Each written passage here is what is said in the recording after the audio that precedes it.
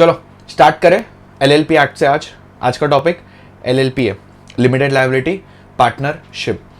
ठीक है, पूरा चैप्टर कवर करूंगा मैं, जितना मुझे मेन पॉइंट्स लगता है वो सारा मैं इसके अंदर कवर करूंगा। ठीक है, ओके चलो बताओ एलएलपी क्या होता है। फुल फॉर्म तो मेरे को भी पता है, लिमिटेड लायबिलिटी पार्टनरशिप होता है, but what do you mean bye LLP. चलो एक एग्जांपल से समझते हैं। सुनो, सोल प्रोप्राइटरशिप पता है क्या होता है? सोल प्रोप्राइटरशिप मतलब जहां पर एक सिंगल ओनर बिजनेस कर रहा है, राइट? उसकी लायबिलिटी क्या होती है? अनलिमिटेड। ठीक है, पार्टनरशिप में लायबिलिटी, हाँ, जब दो से ज्यादा लोग काम करते उसकी लायबिलिटी क्या होती है? अनलिमिटेड। क्लियर है? अच्छा, कंपनी की अगर हम बात करें तो कंपनी की लायबिलिटी क्या होती है? क्या होती है? लिमिटेड। क्लियर है? कुछ केसेस में अनलिमिटेड भी होती है, ठीक है, बट रेयरली, बहुत कम केसेस है जहां अनलिमिटेड होती है, मोस्टली तो लिमिटेड होती है। अच्छा, लायबिलिटी लिमिटेड होना, अनलिमिटेड होना, क्या फर्क है? ध्यान से सुनो। अगर लायबिलिटी लिमिटेड हुई तो शायद आप बच सकते हो, बट अनलिमिटेड हुई तो तुम्हारा घर चला जाएगा, है ना? चड्डी बनियान बेचने के टाइम आ जाएंगे। एग्जाम्पल से सुनो। फॉर एग्जाम्पल, मैंने और मेरे दोस्त ने एक लोन लिया बैंक से, हमारा पार्टनरशिप था और हमने एक बैंक से लोन लिया। ठीक है, अब लोन था 10 करोड़ का। ठीक है, लोन कितने का था? 10 करोड़ का, राइट? अच्छा, हम मतलब समझो भर नहीं पाए, हम लोन चुका नहीं पाए, हम लोग बहुत लॉस में थे।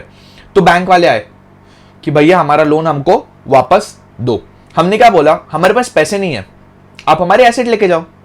पार्टनरशिप की कुछ तो एसेट होगी, लैंड बोलो, बिल्डिंग बोलो, या फिर अगर हमने कुछ मशीनरी खरीदी है, वो सारे आप एसेट लेके जाओ। बैंक बोले ठीक है। अच्छा, अब बैंक ने एसेट का वैल्यूएशन किया तो निकला 4 करोड़। लोन कितने का था? 10 करोड़ का। लायबिलिटी कितने की थी? 10 करोड़ की। एसेट कितने के? 4 करोड़ के। बचे कितने? 6 करोड़। ये 6 करोड़ कौन भरेगा? हम। क्यों? मैं और मेरा फ्रेंड। क्योंकि लायबिलिटी क्या है? अनलिमिटेड है। अब ये 6 करोड़ में पर्सनल प्रॉपर्टी भी आ जाती है, तो पर्सनल लायबिलिटी भी आपको पे करनी पड़ती है। क्लियर है ये चीज? तो इसके अंदर लायबिलिटी बहुत इंपॉर्टेंट रोल प्ले करता है। तो डिपेंड करता है आपकी लायबिलिटी लिमिटेड है या अनलिमिटेड है। क्लियर है? अच्छा, तो ये पार्टनरशिप में ना बहुत इशू आ रहा था। लायबिलिटी अनलिमिटेड थी ना, तो घर बार सब बिक रहा था, सब जा रहा था। तो फिर ना गवर्नमेंट ने क्या किया? एक एक्ट लाया which was limited liability partnership act 2008। Clear है? अच्छा, एलएलपी एक्ट, इसको एलएलपी बोलते हैं, लिमिटेड लायबिलिटी पार्टनरशिप एक्ट 2008। ये क्यों लाया गया? ताकि अगर आपको पार्टनरशिप करनी है तो आपकी लायबिलिटी हम लिमिटेड कर देंगे। एक चीज ध्यान से समझना, पार्टनर्स की लायबिलिटी लिमिटेड होती है, पार्टनर्स की लायबिलिटी लिमिटेड होती है, बट एलएलपी की लायबिलिटी अनलिमिटेड होती है। समझते हैं, 10 करोड़ वाले एग्जांपल से समझते हैं। सुनो, फॉर एग्जांपल 10 करोड़ की बात करते हैं, 4 करोड़ के एसेट्स थे। अच्छा, एलएलपी के पास कितने एसेट थे? 4 करोड़ के। वो 4 करोड़ के एलएलपी के एसेट्स सारे के सारे बेचने में जाएंगे, तो एलएलपी की लायबिलिटी अनलिमिटेड, बट पार्टनर्स की लायबिलिटी लिमिटेड। तो उसमें पार्टनर्स की पर्सनल प्रॉपर्टी नहीं आएंगी, जितना भी खर्चा लगेगा वो पूरा एलएलपी ही देगा। एलएलपी का भले 4 करोड़ या 1 करोड़ फर्क नहीं पड़ता है, because the liability is limited. Clear है? अच्छा, आपने एक बार पढ़ा होगा, ऐसी आशा करता हूं। नहीं पढ़ा होगा तो चैप्टर, मतलब बड़ा नहीं बोल सकते बट अच्छा खासा है, तो फटाफट मैं क्विक रिवीजन दूंगा। ये आपको हेल्प कब करेगा? जब आपका एग्जाम होगा, तो उसके 10-15 दिन पहले अगर आप ये मेरा वीडियो देखोगे ना, तो 1.2 या 1.5 की स्पीड पे देखना, आपको फटाफट रिवाइज हो जाएगा। अच्छा ठीक है, नहीं पढ़ा होगा ना, कोई दिक्कत मत लेना, हम समझेंगे, बस मेरे साथ रिपीट करते रहना और समझते रहना। ठीक है? अच्छा ओके, सुनो अभी। The ministry of law and justice 9th January 2007 notified LLP Partnership Act 2008. ठीक है? Okay, Parliament passes the Limited Liability Partnership Bill on 12 December 2008 and President of India assent the bill on 7th January 2009 called Limited Liability Partnership Act 2008. ठीक है? ये सब इतना कुछ हमारे लिए इंपॉर्टेंट नहीं है। आ जाओ फटाफट, यहां से हम स्टार्ट करेंगे। आपके पास जो भी नोट्स हो गए वो नोट्स को खोलना है, और अगर नहीं भी होगा तो आप मॉड्यूल को खोलना, क्योंकि मेरे सामने भी अभी फिलहाल मॉड्यूल ही है, तो मॉड्यूल से मैं आपको हर चीज कवर कराते चलूंगा, ठीक है। An LLP is a new form of legal business entity with limited liability. It is an alternative corporate business vehicle that not only gives the benefit of limited liability at low compliance cost, but also it partners the flexibility of organization, their internal structures and traditional partnership. अच्छा, एक चीज याद रखना, LLP को हम लोग partnership act के features और कंपनी के फीचर्स मिक्स करके भी चलाते हैं। जैसे देखो फॉर एग्जांपल LLP में लिमिटेड लायबिलिटी है, किसके तरह, कंपनी के तरह, बट वो कैसे चलती है, पार्टनरशिप के तरह। तो आगे हम सारे उसके फीचर्स समझेंगे, ठीक है। हाइब्रिड बोल सकते हैं हम इसको, कंपनी और पार्टनरशिप का। क्लियर है ये चीज? Very good. अच्छा, LLP as a separate legal entity and a business organization is an alternative corporate business form that gives the benefit of limited liability to of a company and a flexibility of partnership. तो it contains the element of both corporate structure as well as partnership form. Clear है इतनी चीज? ठीक है। Now अभी अच्छा definitions आ सकते हैं, तो ध्यान से सुनना है। बॉडी कॉर्पोरेट क्या होता है समझते हैं। According to section 3 of companies act 1956, now it is companies act 2013। तो कंपनीज एक्ट अभी 2013 था, पहले क्या था, 1956, ठीक है। ये जो बॉडी कॉर्पोरेट है ना, वो LLP का बॉडी कॉर्पोरेट है, ठीक है, कंपनी वाला नहीं। An LLP registered under this act मतलब 2008, उससे पहले कोई एक्ट था नहीं, right. Next, an LLP incorporated outside India. तो LLP जो इनकॉर्पोरेट हुई है कहां पे, outside India. And next, a company incorporated outside India. ये तीनों किसके अंडर आती है, किसके अंदर आती है, राइट, बॉडी कॉर्पोरेट के अंदर। अच्छा, but does not include a corporation sole, मतलब sole proprietor, a corporative society, corporative जो सोसाइटी आती है वो भी नहीं आती है। और नेक्स्ट क्या बोला है इसके अंदर, तीसरा कहां गया भाई, एनी बॉडी कॉर्पोरेट जो गवर्नमेंट ने नोटिफाई की हो, विद द सेंट्रल गवर्नमेंट में notify in the official gazette. जल्दी बोलो, 3 कंपनी जो नहीं आती है, पहला सोल प्रोप्राइटर, दूसरा कोऑपरेटिव सोसाइटी, और तीसरा किसी सेंट्रल गवर्नमेंट ने नोटिफाई किया है, वो सारी कंपनीज। अच्छा, बिजनेस तो आपको पता होगा। Next, designated partner. ये डेजिग्नेटेड पार्टनर क्या होता है आगे समझेंगे, मैं आपको अच्छे से समझाऊंगा। नेक्स्ट, एंटिटी फाइनेंशियल ईयर, ठीक है, ये सब आपको पता है। अच्छा, नेक्स्ट आ जाते हैं, ठीक है, लिमिटेड लायबिलिटी पार्टनरशिप एग्रीमेंट, ये भी आपको पता है, एक एग्रीमेंट बनता है, right. Okay, partners. Now what do you mean bye partners? So an individual or a body corporate may be a partner in LLP. वापस से मेरे साथ बोलो, an individual or a body corporate may be a partner in LLP. Individual मतलब हम जैसे natural person, body corporate मतलब artificial person which is company. तो कोई भी कंपनी और एक इंसान दोनों LLP बन सकते हैं। शाबाश। Next, however an individual shall not be capable of being partner of LLP. अच्छा, he has found unsound mind. अच्छा, कौन कौन से इंडिविजुअल है जो पार्टनर्स नहीं बन सकते? पहला जो अनसाउंड माइंड का है, अनसाउंड माइंड मतलब पागल। Next, undischarge insolvent. What do you mean by undischarge insolvent? जो इंसॉल्वेंट होने वाला है। और next, he is applied to adjudicate an insolvent and his application is pending. तो जिसने कोर्ट में खुद ने जाके बोला है कि भैया मुझे इंसॉल्वेंट डिक्लेयर कर दो, तो उसको भी हम लोग पार्टनर नहीं बनाएंगे, राइट है। अच्छा, मिनिमम नंबर ऑफ पार्टनर्स। सुनो, पार्टनरशिप में एक लिमिट थी, 50-100 वाली लिमिट थी, इसके अंदर कोई लिमिट नहीं है। आप कम से कम 2 पार्टनर्स रख सकते हो और ज्यादा से ज्यादा अनलिमिटेड पार्टनर्स पढ़ते। Minimum number of partners, section 6, every LLP shall have at least 2 partners. कम से कम 2 पार्टनर्स तो होने चाहिए। If at a time of number of partnership is reduce below 2 and the LLP carries out the business more than 6 months, while this is reduced, the person who is only the partner of LLP during that time is so carries out the business after those 6 months and has the knowledge of fact which is carrying out his business, him alone shall be personally liable for the obligation of LLP. Sir English है, नहीं jeep रहा, सुनो मेरी बात। कम से कम 2 partner होने चाहिए। क्लियर है, ये चीज क्लियर है, ठीक है। अगर एक पार्टनर मर गया, समझो मेरा दोस्त मर गया और मैं अकेला हूं, 6 महीने का टाइम देता है गवर्नमेंट, 6 महीने के अंदर दूसरा पार्टनर ढूंढो। अगर 6 महीने तक मैं पार्टनर नहीं ढूंढता और 6 महीने तक मैं अकेला ही काम करता हूं, तो गवर्नमेंट क्या बोलता है कि 6 महीने की जितनी भी लायबिलिटी है वो आप पे आ जाएगी और आपको शायद इंसॉल्वेंट भी कर दे, शायद आपका पार्टनरशिप बंद भी कर दे, सॉरी LLP बंद भी कर दे। आय हाय, favourite definition, what do you mean by designated partner? Thin line समझाता हूं, ध्यान से सुनना। क्या बोला था? Who can become a partner, body corporate और इंडिविजुअल। इंसान भी बन सकता है पार्टनर और बॉडी कॉर्पोरेट भी बन सकता है। अब डेजिग्नेटेड पार्टनर वो पार्टनर होते हैं जो सिर्फ एक इंडिविजुअल बन सकते हैं, बोलो हां। डेजिग्नेटेड पार्टनर वो पार्टनर होते हैं जो सिर्फ एक इंडिविजुअल बन सकते हैं। डेजिग्नेटेड पार्टनर वो पार्टनर होते हैं जो सिर्फ एक इंडिविजुअल बन सकते हैं। Every LLP shall have at least 2 designated partner who are individual and at least one of them shall be resident in India. वापस से मेरे साथ बोलो, वापस से क्या बोला मैंने? डेजिग्नेटेड पार्टनर, अरे sorry, every LLP shall have at least 2 designated partner and उसमें से एक क्या होना चाहिए? रेसिडेंट होना चाहिए। क्लियर है? रेसिडेंट की लिमिट 120 दिन, as simple. Next, if LLP, all the partner and body corporate, or in which one or more partner and individual or a body corporate, at least 2 individual who are partners of such LLP or nominee of such body corporate shall be act as a designated partner. Designated partner हमेशा हमेशा हमेशा individual होते हैं। Residing in India, कितना? For the purpose of the term residing in India means a person who has stayed in India for not less than 182 days. Cancel करो और लिखो 120 days। Clear है ये चीज? अरे बोलो हाँ। आ जाओ कैरेक्टरिस्टिक्स पे, बहुत सारे कैरेक्टरिस्टिक्स है, एक एक करके हम लोग समझते हैं अच्छे से। आ जाओ मेरे साथ फटाफट। कैरेक्टरिस्टिक्स ऑफ पार्टनरशिप, अगर ये 3 से 5 मार्क के लिए आया तो तुम गधे हो अगर तुमने इसको छोड़ दिया तो। बहुत इजी है हेड पॉइंट्स लर्न करना और वही हेड पॉइंट्स में अंदर कंटेंट लिखना, बहुत इजी है, नाम खुद ही आपको बता देगा। LLP is a body corporate, बोलो हाँ। Why it is a body corporate?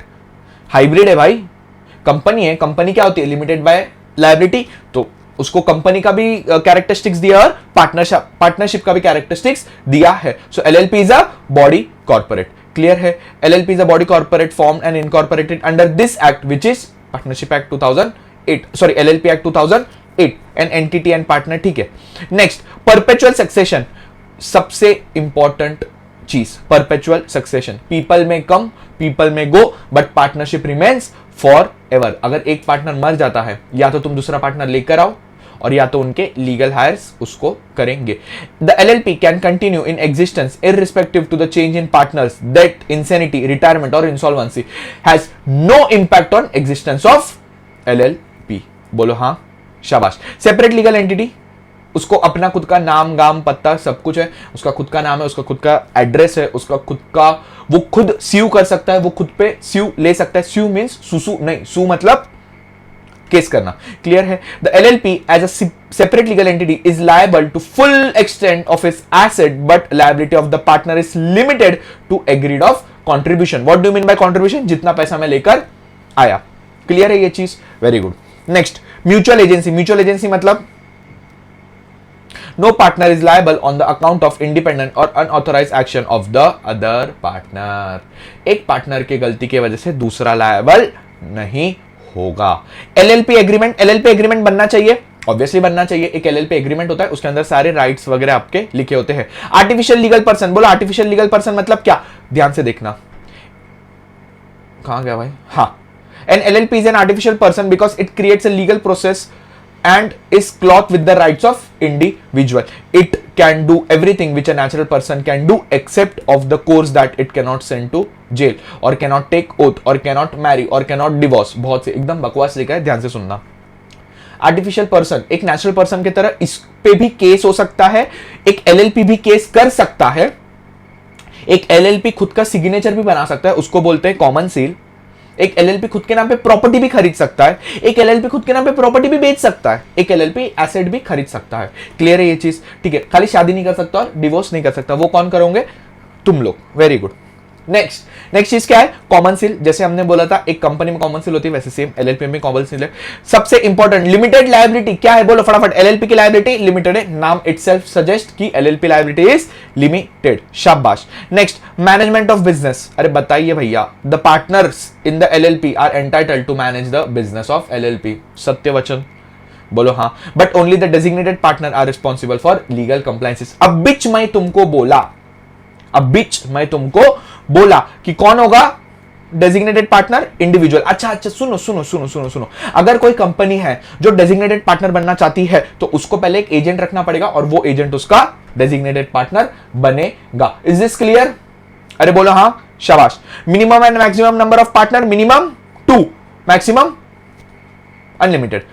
There shall be at least 2 designated partner. बोलो हाँ, शाबाश. Business is for profit only. अरे भाई धंधा क्यों करते हम? कमाने के लिए, है ना. दान धर्म के लिए करते नहीं. दान धर्म के लिए करना है तो सेक्शन 8 कंपनी बनाओ, इधर आने का नहीं. क्लियर है. इन्वेस्टिगेशन. अच्छा, अगर सेंट्रल गवर्नमेंट को ऐसा लगता है कि चोरी चोरी चुपके चुपके तुम कुछ कर रहे हो कांड, तो वो मारेगा, मतलब वो क्या करेगा तुमको, वो क्या करेगा तुमको पकड़ के जेल में डाल सकता है और इन्वेस्टिगेट कर सकता है. बोलो हाँ, very good. Next, comprise of agreement. तो एक एग्रीमेंट बनता है और उसके अंदर मर्जर अमलगेमेशन भी अगर करना है तो वो कर सकता है. Convert into LLP. कोई भी एक public company, a private company or an unlisted public company would allow to be convert into LLP with accordance of LLP Act 2008. Clear है ये. E-filing documents. What do you mean by e-filing documents?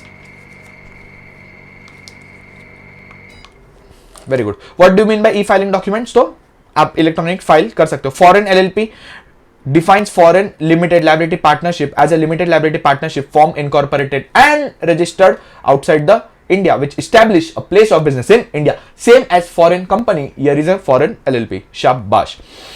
चलिए भैया, कुछ advantages पढ़ते हैं हम इसके. Advantages is an LLP is organized to operate on basis of agreement. Very good. ये उसका एक एडवांटेज है. Second, provide flexibility without imposing detail legal and procedure requirement. अच्छा, अपने को पता है कि एक ये क्या बोलते हैं उसको, कंपनी, क्या कंपनी, हाँ, तो कंपनी के अंदर क्या होता है, बहुत सारे लीगल कंप्लायंसेस होते हैं, है ना. तो इसके अंदर कम कंप्लायंसेस है. ये ऑपरेट होता है कंपनी की तरफ बट कंप्लायंसेस कम है. क्लियर है. इजी टू फॉर्म, जैसे अभी हमारी बात हुई थी. All partners enjoy limited liability. ये भी अपना बरोबर बोला उसने. Flexible capital structure and easy to dissolve. क्योंकि कंपनी को कैसा है ना, बहुत ज्यादा ये लगता है डिसॉल्व करने के लिए, वो पूरा उसका इंसॉल्वेंसी प्रोसेस लाओ, ये लाओ वो लाओ, वैसा चीज है. बट इसके अंदर कम है. आ जाते हैं इनकॉर्पोरेशन ऑफ LLP. क्लियर है क्या? अच्छा, इनकॉर्पोरेशन के अंदर, ठीक है, अगर आप आपका दिमाग लगाओ, जो आपके पास नहीं है मुझे पता है, बट अगर आप आपका दिमाग लगाओ और ध्यान से इसको पढ़ो तो एक चीज हम समझेंगे कि बहुत सारे कॉर्पोरेशन जो इनकॉर्पोरेशन जो प्रोसेस है ना, वो बहुत ईजी है. ठीक है, ध्यान से समझेंगे ना तो अपने को स्टेप बाय स्टेप खुद को ही समझ जाएगा. ठीक है. For a LLP to be incorporated, 2 or more person associated for carrying a lawful business with a point of view shall subscribe their name to incorporation document.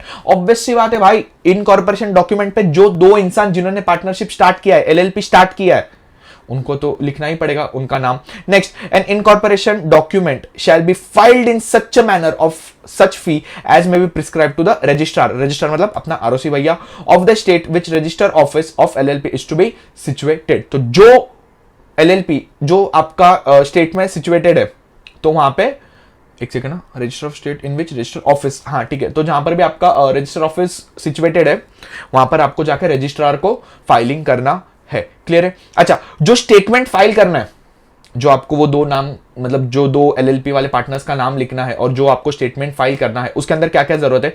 There shall be filed along with the incorporation document and a statement in the prescribed form.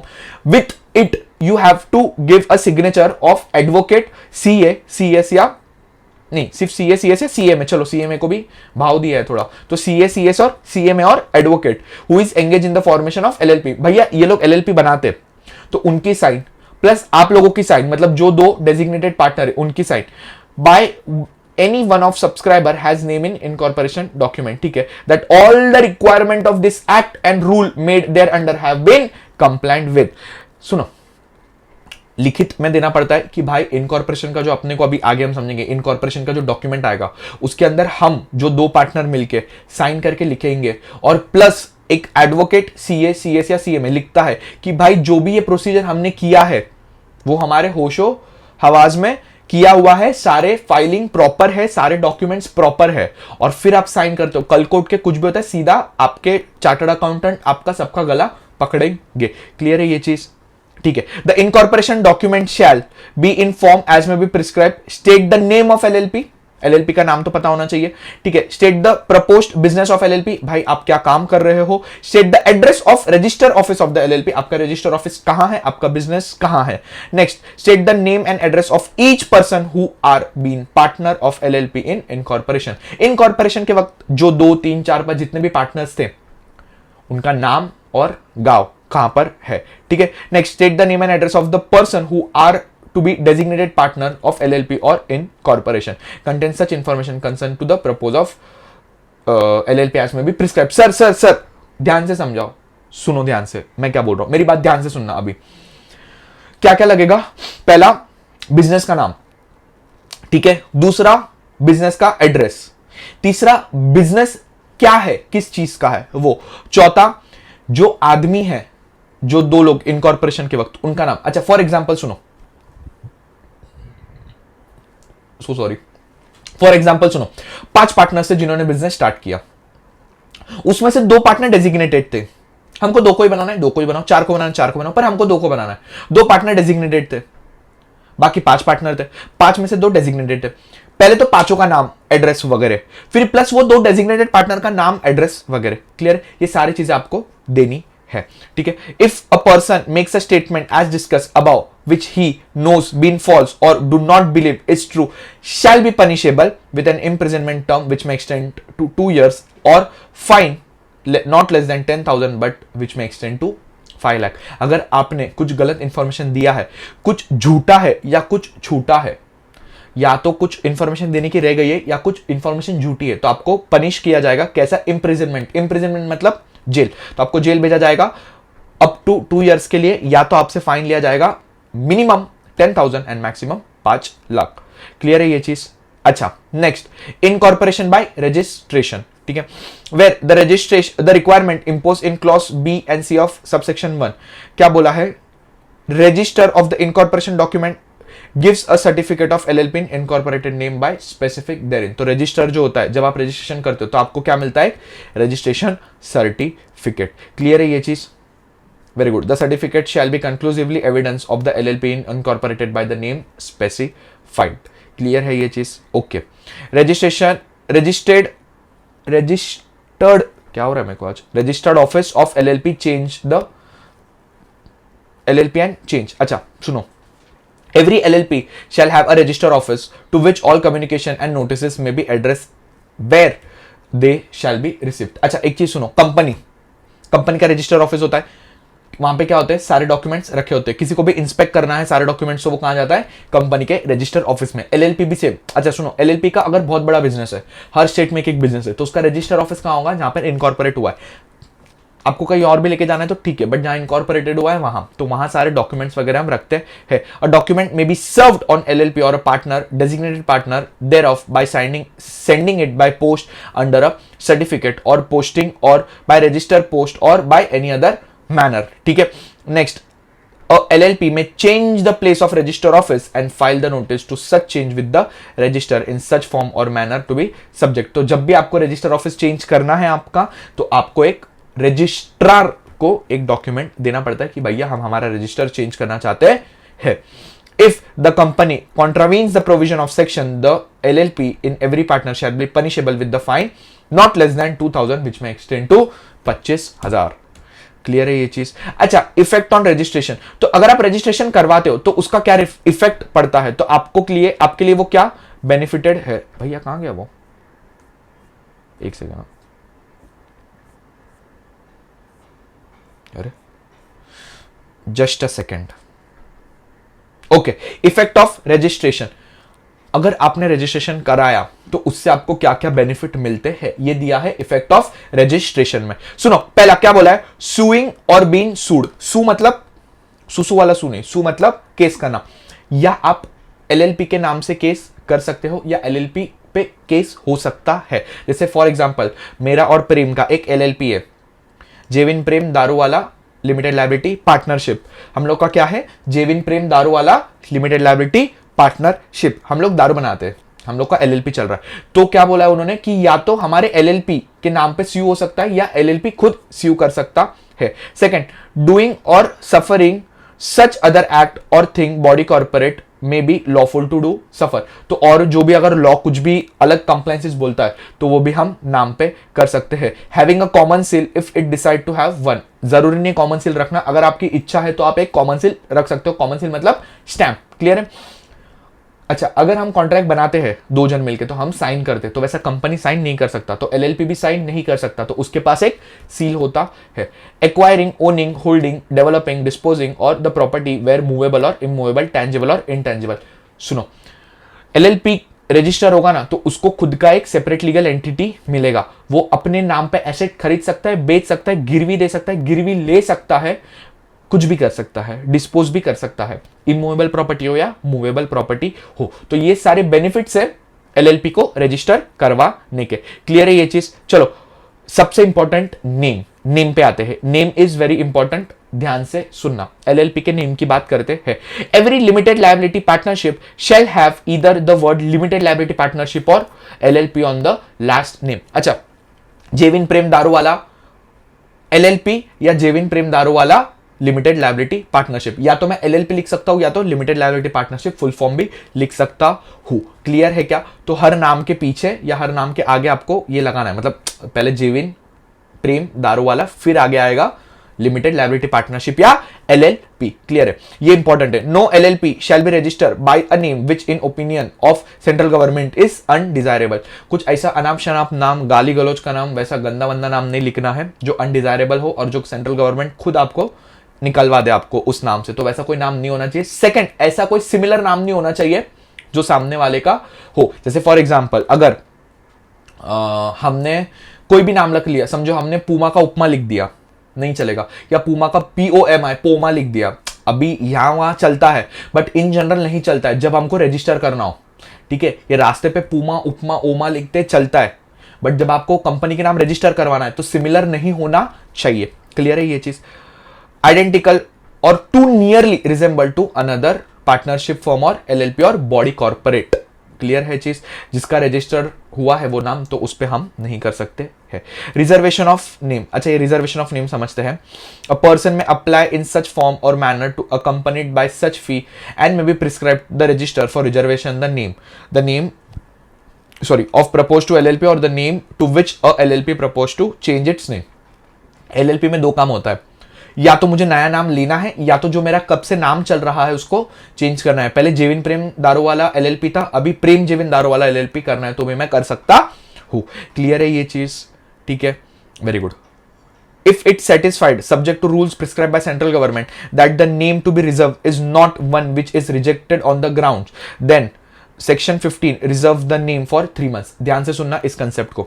मैंने मेरा नाम बना दिया, अब हमने ऐसा नाम नहीं रखा जो अनडिजायरेबल हो। जेविन प्रेम दारूवाला एलएलपी ये अनडिजायरेबल नहीं है, प्लस ये मिलता जुलता भी नहीं है, हम लोग का नाम एकदम यूनिक है, तो गवर्नमेंट 3 महीने के लिए अपना नाम रिजर्व कर देती है। तो 3 महीने के अंदर फटाफट सेटअप हो गया एलएलपी का, फिर हमको वो नाम मिल जाता है। बोलो हाँ, very good. Change in name, आप चेंज नेम कर सकते हो। ठीक है, तो क्या बोला है, is a name referred to subsection 2, ये क्यों, या तो फिर आइडेंटिकल। तो क्या बोला है, अगर आपको चेंज भी करना है तो आप कर सकते हो, बट अनडिजायरेबल नहीं होना चाहिए और आइडेंटिकल भी नहीं होना चाहिए। क्लियर है? अच्छा, फिर जो हमारी 3 महीने वाली बात हुई थी वो, an LLP which fails to comply the direction of subsection 1 shall be punishable with the fine not less than 10,000 and up to 5 lakh, और the designated partner of LLP shall be punishable with fine and not less than 10,000 which may extend to 1 lakh.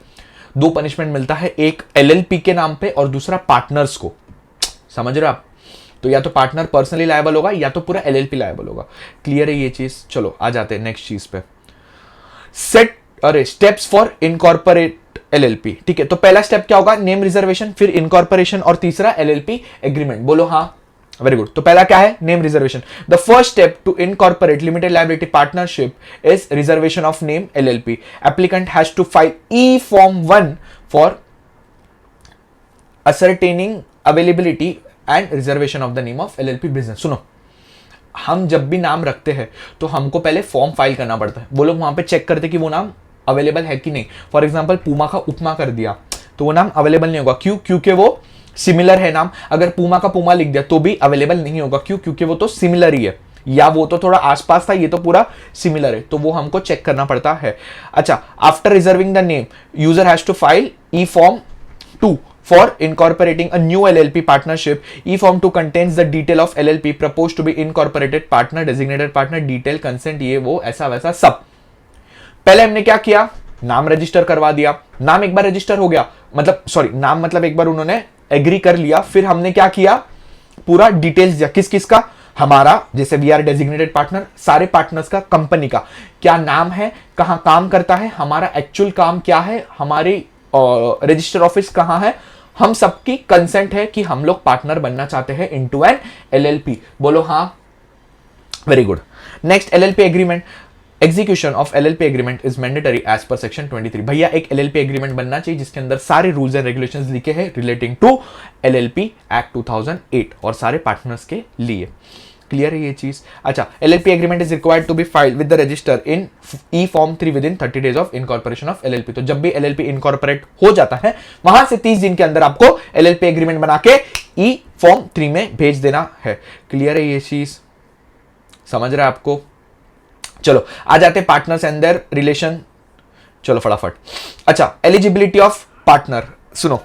On the incorporation of LLP, the person who subscribed their name to the incorporation document shall be its partner or other person may become a partner of LLP by the accordance of LLP agreement। ध्यान से सुनना, समझना। सुनो, पहली बात, LLP का जब incorporation हुआ था, जैसे फॉर एग्जांपल मैं और प्रेम और हमारे 2 दोस्त, 3 दोस्त, चलो 5 लोग थे, हम तो पांचों पार्टनर बन गए, उसमें से मैं और प्रेम क्या है, डेजिग्नेटेड पार्टनर। क्लियर है? हम 5 जन पार्टनर बन गए, कब? At the time of incorporation. उसके बाद हमारे और भी दोस्त हमारे एलएलपी में जुड़ना चाहते थे क्योंकि हमारा दारू हर जगह बहुत जा रहा था और हम लोग बहुत फेमस भी हो रहे थे। क्लियर है ये चीज? तो क्या बोला है मैंने, हाँ तो क्या बोला है मैंने, पहला जब इनकॉर्पोरेशन के टाइम पे जब तुम्हारा नाम आता है, और दूसरा जब जो एग्रीमेंट में लिखा है, जैसे फॉर एग्जांपल हम 5 लोग थे और एलएलपी एग्रीमेंट में लिखा है किसी भी पार्टनर को ऐड करना है तो सारे पार्टनर्स की कंसेंट चाहिए। तो एक एलएलपी में सारे पार्टनर्स की कंसेंट चाहिए। तो फॉर एग्जांपल और 2 लोगों को आना है तो जैसा एलएलपी एग्रीमेंट में लिखा है उसी तरह से आप वो दोनों का भी एडमिशन कराओगे। बोलो हाँ, शाबाश। रिलेशनशिप ऑफ अ पार्टनर, प्यार वाला रिलेशनशिप नहीं, कौन सा वाला रिलेशनशिप? पार्टनर का, लाइफ पार्टनर का नहीं। ठीक है? अच्छा, save or otherwise provided that the mutual rights and duties of the partner and the mutual rights and duties of the partner and its partner shall be govern the LLP agreement between the partners or between it LLP its partner। ठीक है? An LLP agreement and any changes if made therein shall be filed with the register in such form manner accomplished by the fee or prescribed। Next, an agreement writing made before the incorporation LLP between the person who subscribed their name to the incorporation document may impose obligation on the LLP provided such agreement is ratified by all the partners, and in the absence of agreement as to manner the mutual rights and duties of the partner, the mutual rights and duties of LLP and the partner shall be determined by the provision relating to the matter set out in the schedule first। Sir, सब sir के ऊपर से गया, ध्यान से सुनो। Partners के rights और पार्टनर्स का क्या एक दूसरे के साथ रिलेशन है, ये सारी चीजें एग्रीमेंट में लिखी होती है। ठीक है? एलएलपी का क्या काम है और पार्टनर्स का क्या काम है, सब कुछ। ठीक है? अगर पार्टनर के rules and regulations, rights and duties नहीं लिखे हैं या एलएलपी के नहीं लिखे हैं तो वो स्केड्यूल 1 में, कौन से स्केड्यूल 1 में? पार्टनरशिप एक्ट, अरे एलएलपी एक्ट 2008 के इसके अंदर जाना है। अच्छा सुनो, अगर मैं पार्टनरशिप बोल रहा हूं ना तो पार्टनरशिप मतलब एलएलपी। ठीक है? बाकी कुछ मत ले लेना, पार्टनरशिप मत ले लेना। पार्टनरशिप मतलब एलएलपी होता है। तो क्या बोला है, अगर लिखा हुआ है बहुत अच्छी बात है, नहीं लिखा हुआ है तो स्केड्यूल 1 में जाएंगे, फर्स्ट स्केड्यूल में जाएंगे। सीजेशन ऑफ पार्टनर, सीज होना मतलब पार्टनरशिप से निकल जाना, सीज हो जाना। आपका लाइसेंस सीज हो गया, जमा कर दिया। क्लियर है ये चीज? A person may cease to be a partner of LLP in accordance with the agreement with the other partner in the absence of agreement where with the other partner as to cessation of being a partner by giving a notice in writing of 30 days and intention to resign the partner। Sir समझाओ sir, सुनो sir, पहले तो जो agreement में लिखा है वही, पहला भगवान एग्रीमेंट में जैसा भी लिखा है, सीजेशन मतलब किसी पार्टनर को निकलना है, किसी पार्टनर को जाना है, पार्टनरशिप फॉर्म से निकलना है, एलएलपी फॉर्म से निकलना है।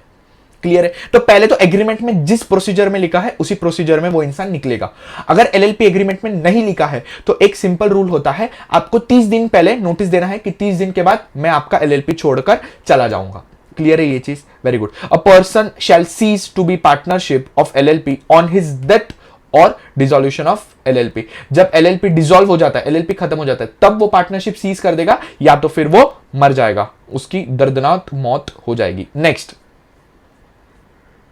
If he declares to be unsound mind by competent court, जब कोर्ट बोलती है कि ये भैया तो हमारे मूर्ख हो चुके हैं, पागल हो चुके हैं, अनसाउंड माइंड हो चुके हैं, अब उनका साउंड माइंड नहीं रहा है, ceases to be a partner in firm. If he applied to be adjudged as an insolvent declare of insolvent, मतलब क्या बोला है, जब उसने खुद ने ही इंसॉल्वेंट डिक्लेयर कर दिया तो वो सीज हो जाएगा। क्लियर है ये चीज?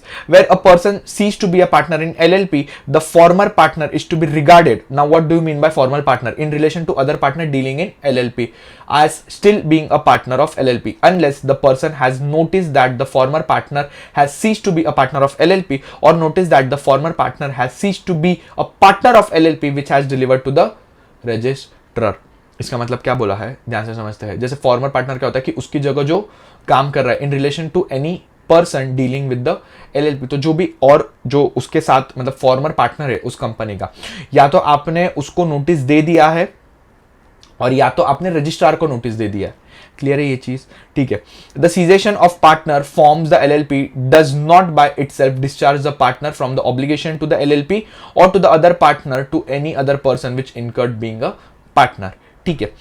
नेक्स्ट कहाँ गया? हाँ, where a partner of LLP ceases to be partner unless otherwise provided in LLP agreement, the former partner or a person entitled to share the consequence or death or insolvency of former partner shall be entitled to receive the LLP, the amount equal capital contribution of the former partner actually made to the LLP, the right to share accumulated profits of LLP after the deduction of accumulated loss is determined at the date of former partner ceases to be partner or a former partner। सब छोड़ो, सुनो मेरी बात। जब आप मर जाते हो या आप इंसॉल्वेंट हो जाते हो और एक पार्टनरशिप के अंदर आपका कुछ हिस्सा होता है तो वो आपको दे दिया जाता है, या आपको या फिर आपके लीगल रिप्रेजेंटेटिव को। इतना समझा? बस, इसमें ज़्यादा लोड लेने की ज़रूरत नहीं है। क्लियर है? अच्छा, registration of change in partner, तो अगर आपको चेंज इन पार्टनर करना है रजिस्टर करवाना पड़ता है। Every partner shall inform the LLP of change in name and address within 15 days of such change. या तो भैया मैंने मेरा नाम बदल दिया या तो मैंने मेरा एड्रेस बदल दिया। हमने एक चीज पढ़ी थी, डेजिग्नेटेड पार्टनर या पार्टनर को अपना एड्रेस और नाम लिखवाना पड़ता है। क्लियर है ये चीज? Very good. Okay. Where a person becomes to cease to be a partner, file a notice with the register within 30 days from the date he becomes to cease of partner। तो क्या बोला है? Where a person becomes or ceases to be partner, file a notice with the register within 30 days from the date he ceases to be partner। Where there is any change in name or address of partner, file the notice with the register within 30 days of such change। तो 15 दिन किसको था? LLP को inform करना है, every partner को inform करना है। A notice filed with the register under subsection 2 shall be in such a form or accompanied by such fees as may be prescribed, shall be signed by the designated partner of the LLP and authenticated in manner as may be prescribed. If it relates to incoming partner, shall contain the statement by such partners that consent of being partner signed। सुनो क्या बोला है, अगर आप seize कर देते हो तो क्या बोला है उन्होंने कि आपको एक प्रिस्क्राइब फी देना पड़ेगा जब आप वो डॉक्यूमेंट को ये करवाते हो। नेक्स्ट, आपको साइन करना है कि आप छोड़कर जा रहे हो, प्लस सारे पार्टनर्स की भी साइन लगेगी कि हाँ ये भाई साहब यहां से निकल रहे हैं। और अगर कोई इनकमिंग पार्टनर आ रहा है तो उसका भी देखो। If it relate to an incoming partner shall contain a statement by such partner that he consent to become a partner sign by him authenticated as may be prescribe. तो जो नया partner भी आ रहा है उसको भी साइन करना पड़ेगा। क्लियर है ये चीज? क्लियर है क्या? ठीक है। Next, extent and limitation of liability of LLP and partners पे आते हैं। ये शायद ज्यादा इंपॉर्टेंट है। Partner as an agent, what do you mean by partner as an agent? Every partner of LLP for the purpose of business of LLP, the agent of LLP and not the other partner. वापस से मेरे साथ एक बार पढ़ेंगे और इस line को समझेंगे, इंपॉर्टेंट है। Every partner of an LLP is for the purpose of business of LLP the agent of the LLP but not of other partner। एक पार्टनर दूसरे पार्टनर के लिए लायबल नहीं है, एक पार्टनर दूसरे पार्टनर का एजेंट नहीं है, एक पार्टनर LLP का एजेंट और एक पार्टनर LLP के लिए लायबल है, या वाइस वर्सा। क्लियर है। Extent of liability of LLP, अब भी हमने पढ़ा एलएलपी की लायबिलिटी अनलिमिटेड है, पार्टनर्स की लायबिलिटी लिमिटेड है, तो एलएलपी मतलब limited liability of partners. Clear है ये चीज, शाबाश। An LLP is not bound by anything done by a partner in dealing with person if the partner in fact has no authority to act for LLP doing in particular act, or the person know that he has no authority or does not know to believe him as a partner or LLP। तो क्या बोला है, partnership जो अपना जो LLP है वो liable नहीं होगी कब, अगर कोई पार्टनर ने फ्रॉड किया है या फिर उसके वो रडार में ही नहीं था। जैसे फॉर एग्जांपल अगर एलएलपी एग्रीमेंट में लिखा है कि साइन सिर्फ डेजिग्नेटेड पार्टनर ही कर सकते थे, कॉन्ट्रैक्ट डेजिग्नेटेड पार्टनर ही बना सकते हैं, तो कोई भी नॉर्मल पार्टनर ये चीज नहीं कर सकता है। अगर उसने किया तो LLP will not be liable. Clear है ये चीज, सिर्फ वही पार्टनर लायबल होगा। ठीक है, the LLP is liable if a partner of LLP is liable to any person as a result to wrongful act और omission of his part in the course of business of LLP और with its authority. मतलब क्या बोला है, LLP तब भी liable होगा जब आपने कुछ गलती की है इन the course of business, business के अंदर और आपके अथॉरिटी में भी था, तभी ही आप लायबल हो। क्लियर, मतलब तभी ही LLP लायबल है। An obligation of LLP whether arising in contract और otherwise shall be solemnly the obligation of the LLP, the liabilities of LLP shall be met out with the property of LLP। एकदम simple सी बात है, LLP की liability कहां से निकालेगा, LLP थोड़ी ना जेब से निकालेगा, तो LLP का क्या जाएगा, एसेट जाएगा, बट पार्टनर्स का कुछ नहीं जाएगा, because the liability is limited. समझा क्या लिमिटेड लायबिलिटी पार्टनरशिप मतलब क्या, क्लियर है ये चीज बहुत अच्छे से। ठीक है, अब extend of liability of the partners, पहले हमने क्या पढ़ा था, extend the liability of LLP। तो LLP लायबल नहीं है अगर पार्टनर ने आउट ऑफ कोर्स, मतलब वो बिजनेस के कोर्स के अंदर नहीं किया और उसकी अथॉरिटी के बाहर काम किया है, तो LLP लायबल नहीं है। बट हाँ, अगर पार्टनर ने अथॉरिटी के अंदर काम किया है, इन द कोर्स ऑफ बिजनेस काम किया है, बट कुछ गलती की है, तो फिर LLP will be liable. Clear है ये चीज। अच्छा, extend of liability of partnership, a partner is not personally liable directly or indirectly for an obligation refers in subsection 3 of section 27 solemnly by reason of being a partner of LLP। तो अपने को पता है partner की liability क्या होती है, हमेशा लिमिटेड होती है, but it shall not be affect to personal liability of partner in his own wrongful act or omission, but a partner shall not be personally liable for the wrongful act or omission of any other partner in the LLP। तो कोई और partner किसी और partner के लिए liable नहीं होगा। Clear है ये चीज, समझा आपको ये चीज। आगे बढ़ सकते हैं अभी, बोलो जल्दी, बढ़ सकते हैं क्या। आई थिंक ये फाइनल डिस्क्लोजर बचा है, कितना बचा है, और फिर वाइंडिंग अप डिसोल्यूशन। हाँ चलो फटाफट खत्म होने आया चैप्टर, जल्दी आ जाओ। कन्वर्जन वगैरह पढ़ेंगे, मजा आएगा, मस्त आ गया। अच्छा अच्छा अच्छा है सब, आ जाओ। अच्छा 1 मिनट का ब्रेक ले लो, फिर स्टार्ट करते, ठीक है।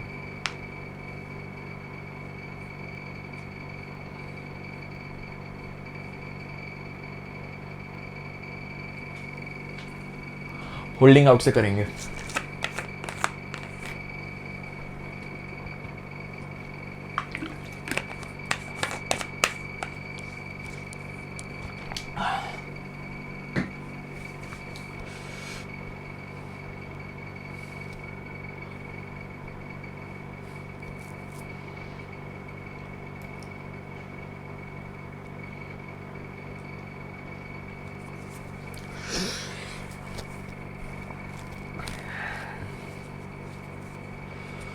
चलिए शुरू कर दें।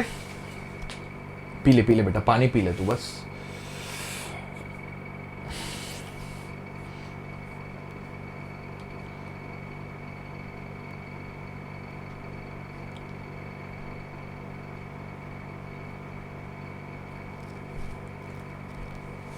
चलो चलो चलो चलो चलो चलो चलो, हाँ सुनो, स्टार्ट करते। Okay, holding out.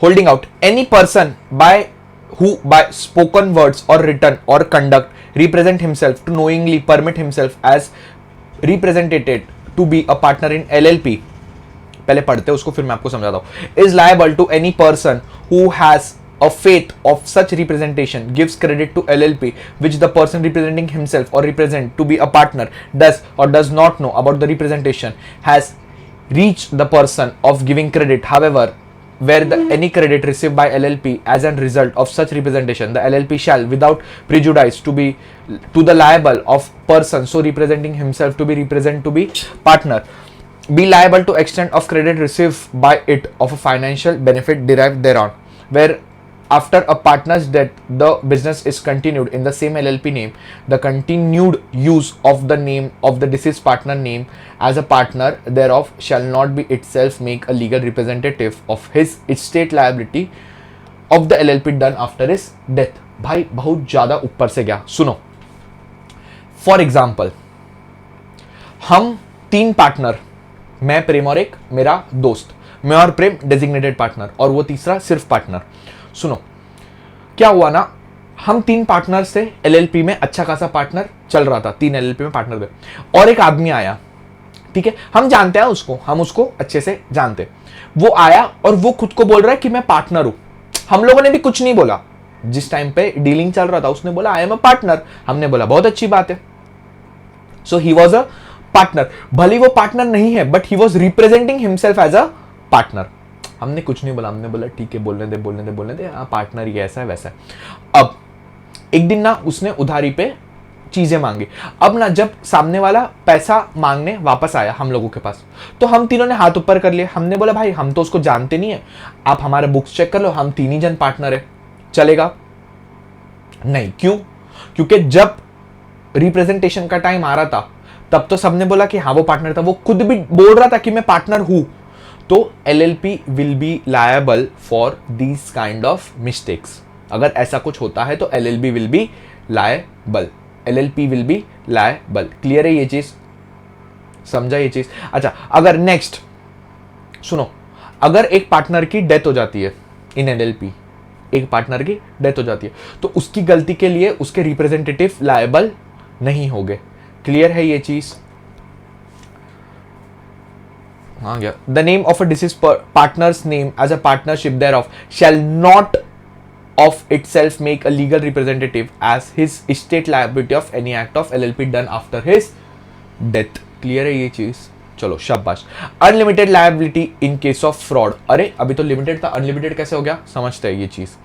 In case of fraud, in the event of an act carried out by LLP or any other its partner with an intent to defraud the creditors of an LLP or any other person or any other fraudulent purpose, ठीक है, the liability of LLP and the partner who acted with intent to defraud, मतलब किसी के साथ fraud करना, creditors or of any other fraudulent purpose shall be unlimited for all or any of the debts or other liability of a LLP. ध्यान से समझते और सुनते. अगर मेरे सारे पार्टनर्स का, हम सब पार्टनर्स का इंटेंशन ही फ्रॉड करना है लोगों के साथ, क्रेडिटर्स के साथ, क्या है इंटेंशन? फ्रॉड करना है क्रेडिटर्स के साथ, तो हमारी लायबिलिटी अनलिमिटेड हो जाएगी उस पर्टिकुलर चीज के लिए. जैसे फॉर एग्जांपल, अगर हमने किसी को 10 करोड़ के लिए लूटा, कोई क्रेडिटर था जिसको हमने 10 करोड़ के लिए लूटा, तो हमारी लायबिलिटी अनलिमिटेड हो जाएगी 10 करोड़ तक की. क्लियर है ये चीज? पक्का?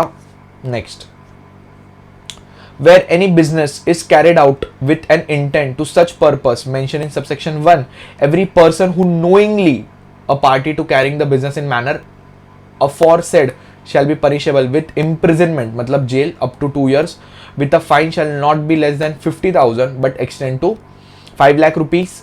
Next, where an LLP or any partner or designated partner or an employee of such LLP has conducted the affair of LLP in fraudulent manner, तो या तो पार्टनर या तो डेजिग्नेटेड पार्टनर या तो जो भी वहां पर एम्प्लॉयमेंट में काम कर रहा है वो, उसको क्या बोला है? कहाँ गया? हाँ, and any such partner designated और employ shall be liable to pay compensation. अगर सामने वाले को नुकसान हुआ है तो भरना पड़ेगा. क्लियर है ये चीज? ओके. Next, financial disclosure. अच्छा, कंपनी को फाइनेंशियल डिस्क्लोजर करना पड़ता है, वैसे ही सेम एलएलपी को भी फाइनेंशियल डिस्क्लोजर करना पड़ता है. सारे डॉक्यूमेंट जो है वो डिस्क्लोज करने पड़ते हैं. क्यों? क्योंकि उसके वो हाइब्रिड है, उसके अंदर partnership as well as company की भी बहुत सारी कैरेक्टरिस्टिक्स है. क्लियर है ये चीज? अच्छा, प्रॉपर बुक्स ऑफ अकाउंट्स, तो क्या करना है? मेंटेन करना है proper books of accounts, records and audit. तो पहले क्या बोला है? Proper books of accounts. The LLP shall maintain such proper books of account as may be prescribed relating to affair of each year of its existence on cash basis, accrual basis, double entry system जो आप account में पढ़ते हो, shall maintain the same in register office. LLP को खुद के पास भी रखना है, रजिस्टर ऑफिस में भी रखना है, जहां वो काम कर रहा है या जहां पर उसका रजिस्टर ऑफिस है वहां पे भी रखना है, अक्रूवल बेसिस पे या तो नॉर्मल कैश बेसिस पे, दूसरा डबल एंट्री सिस्टम में हर साल का रखना है. Statement of account and solvency, solvency मतलब आप सॉल्वेंट हो, आप इंसॉल्वेंट नहीं हुए हो, तो वो आपको रखना है. नेक्स्ट क्या बोला है, every LLP shall within a period of 6 months from end of each financial year prepare a statement of account and solvency for the said financial year and at the last date of said financial year in such form as may be prescribed. तो जो भी prescribed form रहेगा उसी के इसके अंदर आपको करना है. क्लियर है ये चीज? Good. Every LLP shall file within the prescribed time the statement of account and solvency prepared by the pursuant with the register every year in such form and manner accompanied by such fees as may be prescribed. तो such fees है मतलब जितना भी fees है, क्योंकि देखो कोई भी डॉक्यूमेंट आपको अगर रजिस्टर के पास रखना पड़ता है ना तो फीस भरनी पड़ती है हर साल की. तो एलएलपी के भी बहुत सारे डॉक्यूमेंट्स ऐसे जो आपको एलएलपी के पास मतलब रजिस्टर के पास रखना है तो आपको फीस भरनी पड़ेगी. What do mean by register? ROC, register of companies, तो आपको फीस भरनी पड़ेगी. क्लियर है ये चीज? Good. Next, the account of LLP shall be audited in accordance with the rules as may be prescribe. तो हर जगह rules as may be prescribe लिखा हुआ है, ठीक है, notified by central government. Clear है ये चीज? चलो next, any LLP which fails to comply the provision of the section shall be punishable with the fine not less than 25,000 may be extended to 5 lakh rupees. Every designated partner of such LLP shall be punishable with 10,000 extended to 1 lakh. तो LLP अलग भरेगा और भैया designated partner भी अलग पैसा भरेंगे. Annual return, annual मतलब हर साल और रिटर्न मतलब भरना. क्लियर है? Every LLP shall file an annual return duly authenticated with the register within 60 days of closure of its financial year in such form and manner and accompanied by fees as may be prescribed. तो क्या बोला है, annual return कब file करना है? Within 60 days of closure of financial year. कब होता है फाइनेंशियल ईयर क्लोज? 31 मार्च 2000 जो भी रहेगा. क्लियर है? 31 मार्च 2000 जो भी रहेगा. Suppose the financial year is 31 मार्च 2020, तो फिर उसको 6 महीने के अंदर भरना है, विद इन 6 मंथ्स. क्लियर है? क्या बोलो? हाँ, अरे sorry with in 60 days, sorry 60 days. Clear है ये चीज?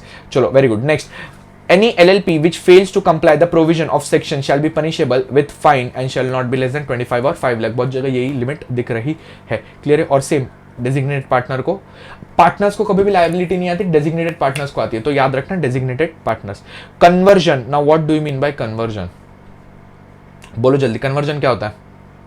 कन्वर्ट करना फ्रॉम, या मतलब एलएलपी से किसी में जा रहे हो तो किसी से भी आप एलएलपी में आ रहे हो. क्लियर है ये चीज? अच्छा, इसके बाद सुनो मेरी बात. इसके बाद ना 2-3 टॉपिक है मिसलिनियस है, फिर उसके बाद ये एलएलपी और इसके अंदर का डिफरेंस दिया हुआ है, बस उसके बाद आपका सीधा आएगा समरी. क्लियर है क्या? चलो फटाफट आते हैं. फाइनेंशियल, अच्छा हाँ ये तो हो गया ना. आजा फटाफट. Conversion of LLP. Conversion of LLP, the firm may convert into LLP in accordance with the provision of chapter into second schedule. Clear है ये चीज? अच्छा, conversion of private company into LLP, a private company may convert into LLP in accordance with the provision. Very good. और unlisted public company को chapter 4 में. तो एक चीज याद रखना, चैप्टर 2 में, सॉरी सेकंड शेड्यूल में, चैप्टर के सेकंड शेड्यूल में क्या दिया है, कोई भी फर्म कन्वर्ट हो सकती है इनटू एलएलपी. थर्ड शेड्यूल में क्या दिया हुआ है, प्राइवेट कंपनी कन्वर्ट हो सकती है. और फोर्थ शेड्यूल में दिया है कोई भी अनलिस्टेड पब्लिक कंपनी कन्वर्ट हो सकती है. क्लियर है ये चीज? समझा आपको? चलो फटाफट अब आते हैं रजिस्ट्रेशन वाले पार्ट पे. Now registration and effect of conversation. The registration on satisfying the firm, private company और unlisted public company as the case may be has complied the provision of schedule as provision act and rule made under the register of ये. और फिर उनको एक certificate लेना पड़ता है कि भैया हम लोग एलएलपी बन चुके हैं. And LLP shall be with in 15 days date of registration inform the concerned register of firm and register of companies as may be case for require the register provision. सुनो, जब अगर मैं प्राइवेट कंपनी हूं या unlisted public company हूं तो मैं किस में था, कंपनी एक्ट 2013 में, तो मेरे को वहां पर भी बोलना है और एलएलपी में बोलना है कि मैं कन्वर्ट हो रहा हूं. क्लियर है ये चीज? ओके. नेक्स्ट, क्या बोला है, upon such conversation the partner of the firm and the shareholder of the private company or unlisted company as may be prescribed the LLP to which such firm or such company has converted the partner and LLP shall be bounded by the provision of various schedule। तो देखो, अगर for example अगर हम एक बात करते कि पहले हम प्राइवेट कंपनी थे तो उसके रूल्स एंड रेगुलेशंस लगते थे, अब हम एलएलपी के आ गए तो आपको उसके सारे रूल्स एंड रेगुलेशन कंप्लाई करने होंगे, फिर रजिस्ट्रेशन का एक सर्टिफिकेट ले लेना, बस यही चीज दी है। फॉरेन एलएलपी, अरे भैया फॉरेन कंपनी मतलब foreign LLP. The central government may make rules and provision in relation to establishment of place of business by foreign LLP within India and carried out the business. अच्छा सुनो, जिसका क्या है establishment कहां हुआ है, I mean ये कहां हुआ है, इनकॉर्पोरेशन कहां हुआ है, outside India but place of businesses in India. Clear है ये चीज, समझा आपको? चलो वाइंडिंग अप पे आते हैं। What do mean bye winding up? अब इतना अच्छा, इतने पिछले कितने घंटे से 55 मिनट से हम जो बात कर रहे थे अपने एलएलपी की, अब उसको बंद करने का समय आ चुका है। Winding up of dissolution, the winding up of LLP में ईदर बी वॉलंटरी और बाय ट्रिब्यूनल जो एनसीएलटी वगैरह होते हैं जो आपको ऑर्डर देते कि भैया अब आपकी अंतिम घड़ी आ चुकी है तो कृपया करके आप बंद कर दीजिए आपका धंधा। क्लियर है? Circumstances of LLP which may be wound up मतलब वाइंडिंग अप। ठीक है, if LLP decide to LLP to be wound up by tribunal, अगर एलएलपी डिसाइड करता है कि भैया हमको खुद को ही बंद होना है, if a period of 6 month the number of partner of LLP reduce before 2। मैंने पहले ही बोला था आपको 2 पार्टनर तो कम से कम चाहिए। एक पार्टनर अगर मर गया या छोड़कर चला गया, ठीक है, तो फिर बाद में आपको क्या बोला है, तुरंत 6 महीने के अंदर एक पार्टनर लेके आना है। अगर आप नहीं लेकर आ सकते तो फिर आपको वाइंड अप करना पड़ेगा। Next, if LLP is unable to pay its डेप्ट, अरे भैया एलएलपी आपका डेप्ट ही नहीं चुका पा रही है, डेट मतलब right. Next, if LLP has acted against the interest of sovereignty and integrity of India and the security of state and public order, state मतलब गवर्नमेंट, ठीक है, और पब्लिक ऑर्डर मतलब पब्लिक के हित में। अगर भैया आपने अगेंस्ट गए पब्लिक के, या आप देश के अगेंस्ट गए, या आप ऐसे कुछ काम कर रहे हो जो हमारे इंडिया के सोवरेनिटी और इंटीग्रिटी के अगेंस्ट है, तो भैया आपको तुरंत बोल दिया जाएगा कि आप आपका एलएलपी बिस्तरा पोटला बांध दो और यहां से भागो। If the LLP has made default in filing with the register and the statement of account or solvency, annual return has 5 consecutive year। क्या बोला है, वापस से एक बार पढ़ते हैं। If the LLP has made a default in filing the register and statement of account and solvency, तो अगर आपकी गलती हुई है कितना 5 consecutive year तक, तो भैया आपको बोलेंगे कि सामान उठाओ और पहली फुर्सत में निकलो। क्लियर है ये चीज? Next, if the tribunal is at the opinion of just and equitable of LLP to be wound up, जब भैया को लगता है कि आपको निकाल देना चाहिए तो वो आपको प्यार मोहब्बत से निकाल देंगे। ठीक है, मिसलेनियस चीज़ें कुछ हम पढ़ते हैं, उससे पहले हम एक काम करेंगे, आते हैं डिफरेंस फॉर्म ऑफ ऑर्गेनाइजेशन। इसमें हम एक चीज़ समझेंगे कि ये इंपॉर्टेंट है, डिस्टिंग्विश बिटवीन आ गया। अच्छा, कैरेक्टरिस्टिक्स आता है या डिस्टिंग्विश बिटवीन आता है, तो ये दोनों आपके लिए लड्डू है, तो आप इसमें अच्छे मार्क्स स्कोर करना। लाइक अगर 5 मार्क के लिए भी आता है तो कम से कम 7 से 8 पॉइंट लिखना, 3 मार्क के लिए आता है तो 5 पॉइंट तो कम से कम लिखना। 7 के लिए 7 मत, अरे 5 के लिए 5 पॉइंट मत लिख के आना, थोड़ा ज़्यादा लिखना, क्योंकि आपकी इंग्लिश इतनी अच्छी है मेरी तरह कि शायद वो गलत भी हो सकता है, तो वो और 2-3 पॉइंट देख के मार्क्स दे दे। क्लियर ये चीज? चलो, बहुत इजी है ये चीज। डिस्टिंग्विश बिटवीन बोला है, डिफरेंस बोला है, अदर फॉर्म्स ऑफ बिजनेस के साथ एलएलपी को उन्होंने क्या किया है, तुलना की है। क्लियर है ये चीज? ठीक है, चलो एलएलपी एक्ट और पार्टनरशिप एक्ट बहुत बहुत बहुत इजी है।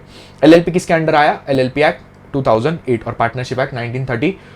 It is a body corporate, it is not a body corporate, अपने को पता है क्योंकि एलएलपी के अंदर कुछ ये कैरेक्टरिस्टिक्स बॉडी कॉर्पोरेट के है। It has separate legal entity, इसको नहीं होता है। It creates a legal process called registration under LLP act. It creates an agreement between the parties. Registration is mandatory, registration is voluntary, अपने को पता है एलएलपी में रजिस्ट्रेशन मैंडेटरी है, यहां पर वॉलंटरी है। क्लियर है? Perpetual succession, people may come people may go, but LLP dissolve तभी ही होगा जब उसको या तो ट्रिब्यूनल करते या तो हम खुद करते, वरना वो चलते रहेगा। बट पार्टनरशिप में ऐसा नहीं होता है, सारे पार्टनर्स मर गए तो partnership come to an end. Name, LLP के आगे एलएलपी लगाएंगे। No guidelines for the partnership can be have any name as per their choice. Clear है ये चीज? लायबिलिटी, अरे सबसे इजी है रे, बोलो इजी है। क्या इजी है? एलएलपी की लायबिलिटी लिमिटेड और पार्टनरशिप की liability unlimited. Mutual agency each partner can be bind by the LLP by its own act and not to the other partner. एक पार्टनर की गलती की वजह से दूसरा लायबल नहीं होता है. ये कहां होता है? यहां पे प्राइवेट में. डेजिग्नेटेड पार्टनर, अभी हमने बोला था डेजिग्नेटेड पार्टनर क्या होता है, या तो दो डेजिग्नेटेड पार्टनर में से एक पार्टनर रेसिडेंट इन इंडिया होना चाहिए, और अगर डेजिग्नेटेड पार्टनर कंपनी है तो उनका एजेंट डेजिग्नेटेड पार्टनर बनेगा. कॉमन सील यहाँ पे होता है, यहाँ पे नहीं होता है. लीगल कंप्लायंसेस यहाँ पे ज्यादा होते हैं, यहाँ पे नहीं के बराबर ही होते हैं. क्लियर है क्या? अब आते हैं पार्टनरशिप और, अच्छा ये बचा है क्या कुछ, ठीक है, एनुअल रिटर्न वगैरह आपको समझा होगा. Foreign national can not become a partner in partnership firm. Foreign national can become a partner in partnership firm, ठीक है, बट एक इंसान तो कम से कम क्या होना चाहिए? Very good. नेक्स्ट, एक लिमिटेड लायबिलिटी कंपनी और एक लिमिटेड लायबिलिटी पार्टनरशिप.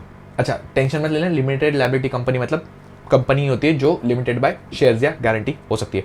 ये एलएलपी एक्ट के अंदर आता है और ये कंपनीज एक्ट 2013 के अंदर आता है. मेंबर्स और partner, the person who contribute to the LLP is known as partner to LLP. यहां पर हमारे शेयर होल्डर अलग होते हैं और मैनेजमेंट टीम अलग होती है. ठीक है, नेम क्या होता है? सफिक्स लगता है आगे एलएलपी या, I am so sorry, LLP या लिमिटेड लायबिलिटी पार्टनरशिप, कुछ भी लगा सकते हैं. जैसे जेविन प्रेम दारोवाला लिमिटेड लायबिलिटी पार्टनरशिप या एलएलपी. यहां पर या तो पब्लिक के लिए लिमिटेड लगेगा या तो प्राइवेट के लिए PVT LTD, private limited, no problem. Number of partnership minimum 2, maximum unlimited. यहां पे प्राइवेट होगा तो मिनिमम 2, मैक्सिमम 200, कम से कम 2, मैक्सिमम 200, और अगर पब्लिक हुआ तो कम से कम 7, मैक्सिमम अनलिमिटेड. ओपीसी हुआ तो 1 खत्म. नेक्स्ट, लायबिलिटी लिमिटेड है, यहां पे भी लिमिटेड है, 2 by share by guarantee. Management, the business of the company managed by the partners including the designated partner, और यहाँ पे the affair of the company are managed by board of director elected by shareholder. तो owner, shareholder और ये कौन? Board of director. Next, minimum number of director designated, तो यहाँ पर कम से कम 2 डेजिग्नेटेड पार्टनर होना चाहिए. यहाँ पे याद रखना 1 2 3 1 2 3. 1 in case of OPC minimum 1 director रख सकते हैं, मैक्सिमम 15. प्राइवेट कंपनी में मिनिमम 2 डायरेक्टर होता है, मैक्सिमम 15, और पब्लिक कंपनी में मिनिमम 3 डायरेक्टर, मैक्सिमम 15. समझा क्या ये चीज? क्लियर है क्या? कुछ मिसलिनियस पॉइंट खत्म करते हैं ताकि आपको टेंशन ना हो. Business transaction of partners by LLP. A partner may lend money to the transact other business with the LLP and same rights and obligation with respect to loan and other transaction. ठीक है, बाकी इसके अंदर तो मुझे कुछ important नहीं लग रहा है. A copy of every notification propose to issue to said let draft before the house of parliament. ठीक है, ये सब तो a total period of 30 days. ठीक है.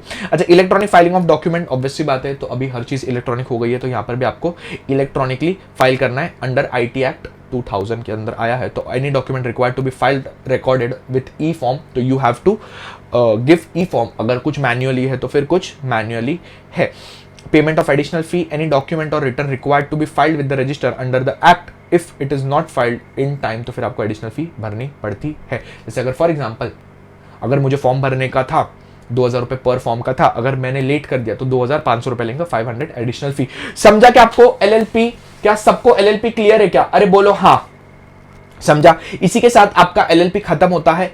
मैंने एलएलपी को बहुत फास्ट में पढ़ाया है, ठीक है, इन डिटेल नहीं गया, वरना ये अकेला ही चैप्टर कम से कम 3 से 4 लेक्चर मेरा लेता है. क्लियर है? बट इसको इतना शॉर्ट में समझा है कि आपने ये एक बार पढ़ा है और एक बार समझा है. अगर जिसने नहीं समझा, जिसने नहीं पढ़ा, ठीक है, तो वो यही वीडियो को 10 बार भगा के देखना, तो जो मैं बोल रहा हूँ वो शायद आप सुन के याद हो जाएगा, और जिसने पढ़ा है उसको तो ये पूरा एलएलपी समझेगा.